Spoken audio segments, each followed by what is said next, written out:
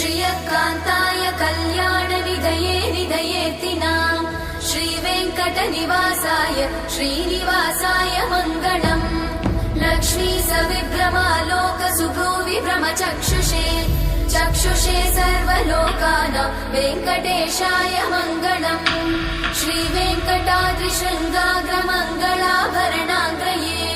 मङ्गलानां निवासाय श्रीनिवासाय मङ्गलम् सर्वावयव सौन्दर्य सम्पदा सर्वचेतसां सदा सम्मोहनायास्तु वेङ्कटेशाय मङ्गलम् नित्याय निरवध्याय सत्यानन्दचिदात्मने सर्वान्तरात्मने श्रीमद् वेङ्कटेशाय मङ्गलम्